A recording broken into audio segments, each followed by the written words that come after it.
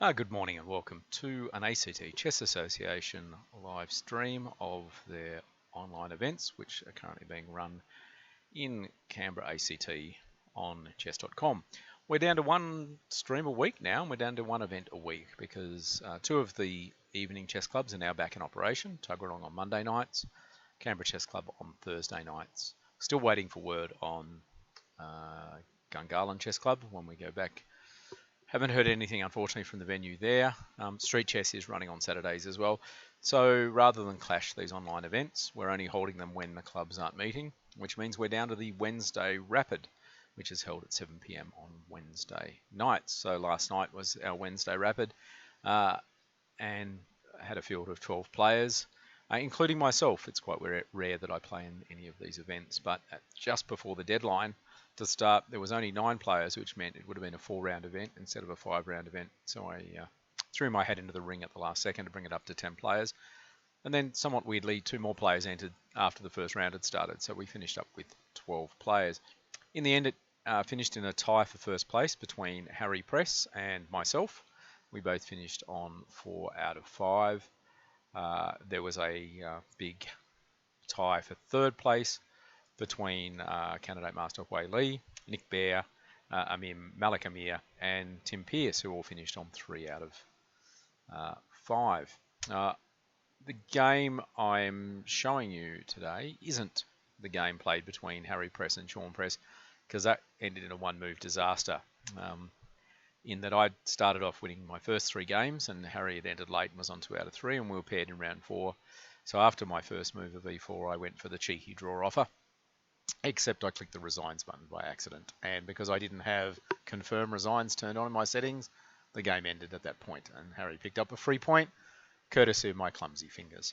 So the game instead I'm going to look at is a game that was played in the last round between Hui Li and Nick Bear, and it ended in a bit of an upset win for Nick, and it's a pretty wild game, and that's one of the reasons why I chose it today. So let's get going with the moves. And the very first move is a strange one. It's e3. I'm going to suspect that this was a misclick. I suspect that Hui Li meant to play e4 and accidentally let the pawn go on the wrong square. I've given it a dubious. It's not a terrible move, and we'll see what happens pretty quickly in the opening. But it does, A, restrict your options, and B, if you're an e4 player, well, this move isn't e4. So d5, d4, bishop f5, knight f3, e6, c4, and c6. And now we're actually back into a normal opening, by the way. There's lots and lots of positions, over 30,000 games that have reached this position. So whether Hui Li was happy playing a d4 system, I don't know, but we're there now. The idea here for black, probably a slab is how it would have started off. It had been a normal game. And the idea is that black's managed to get this bishop from c8 to f5 before playing e6. The white square bishop's normally the problem child for black in openings like this, so the bishop's at least active all the way down to that diagonal, and then e6 gets played. Knight to c3 and knight a. So we now just develop. Knight h4 was a bit of a surprise. There's a couple of choices: bishop e2, bishop d3.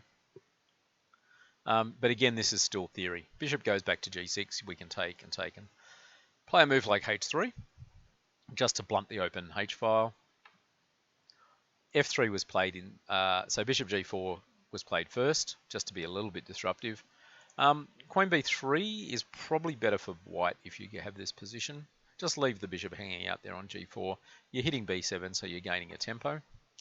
F3, bishop h5, and queen b3 was played anyway. Queen b6 in response, and then g4, which is quite a good move. There is a tendency when you first see these positioned to ask, well, why can't I exchange queens? I'm giving my opponent a double pawn by capturing.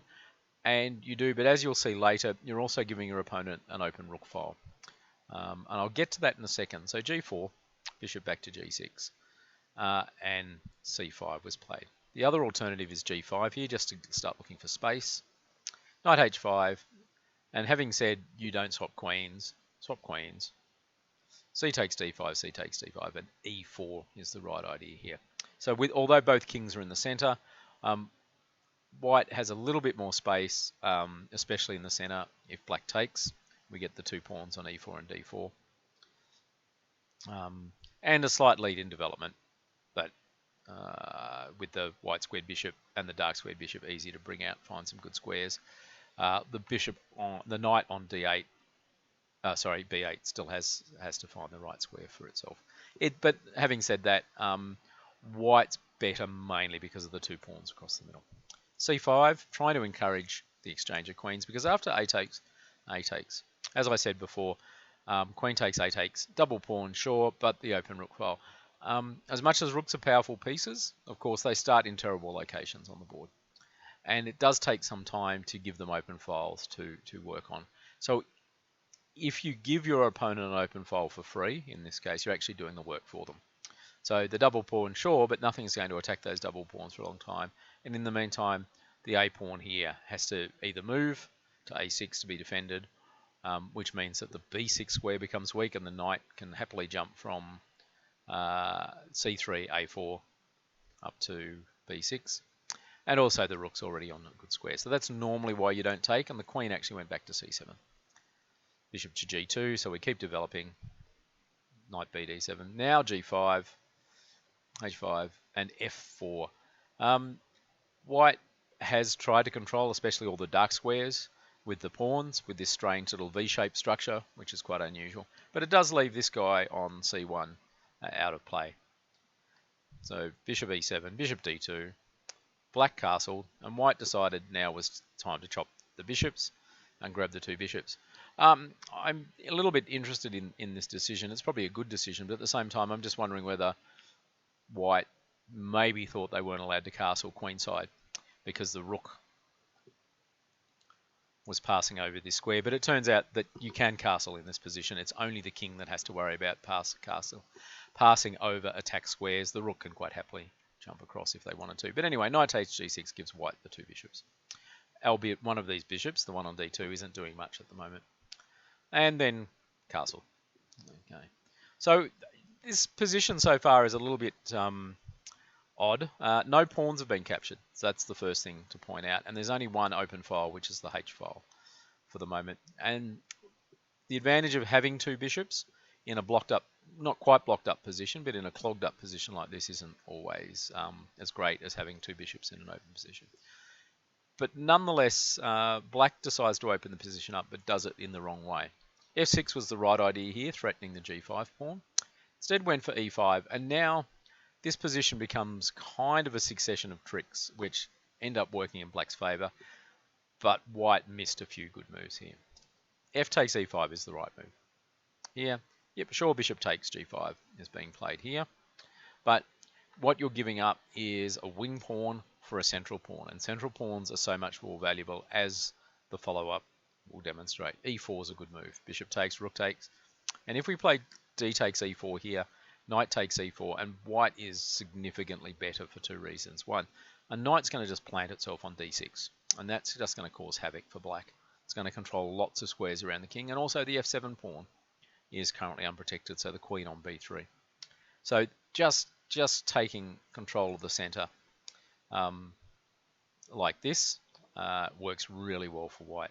The other option is to try for this tricky move, and so much so that this advantage was so great for white, I should say, that when I was analysing with an engine, it went, look, just sacrifice the piece here. You've really got no choice, which is ridiculous. D takes, then you play d4, knight e2, queen takes e5, and as much as black is trying to round up some loose pawns on c5, putting pressure on the e4 pawn, white is just a piece up, and that's all you need.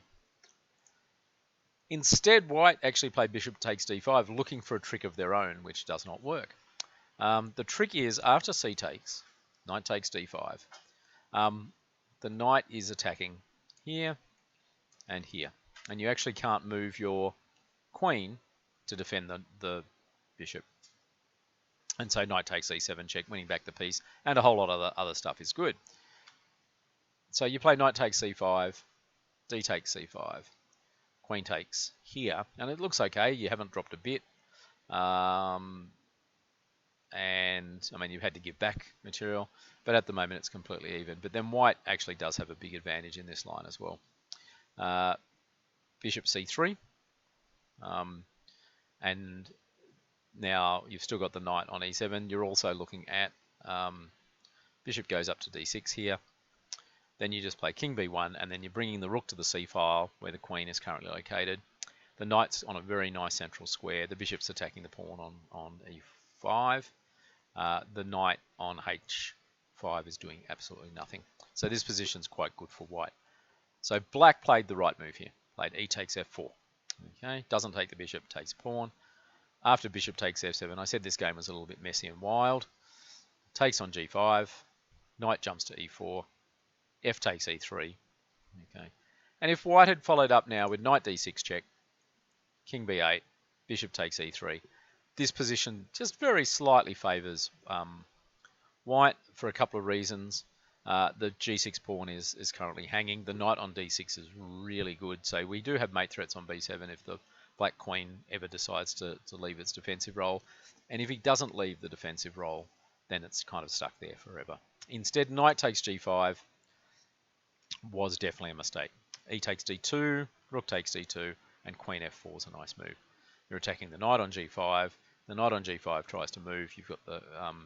You've got some other threats as well. There aren't many great squares here for the knight. Knight e6 was the move I certainly looked at, but of course queen takes f7. Sure, you're getting the rook on d8, but after queen takes b3, a takes b3, rook takes. Have a quick look at the position. It's a rook against two knights and one other rook each. Normally, two pieces are better than a rook. However, two bishops are definitely better than two rooks. You've just got to be a little bit careful with two knights versus a rook. The two knights can get tangled up and trip over themselves, mainly because if you get a situation where the knights are defending each other, force one knight to move and the other knight becomes undefended. So, rook g1 was played instead to protect the knight on g5, but knight takes c5 is a nice response here.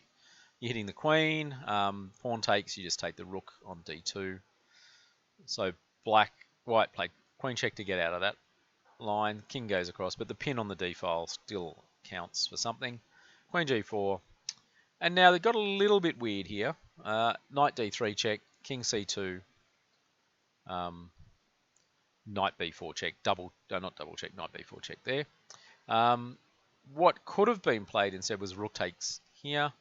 After queen takes, knight takes, and again, in this case, black is actually 2 pawns ahead and should be on the way to victory, except for the fact that these two g pawns, which are doubled, aren't the greatest. By the way, with a time limit of 10 minutes plus 2 seconds to move, both sides were kind of rushing their moves at this point.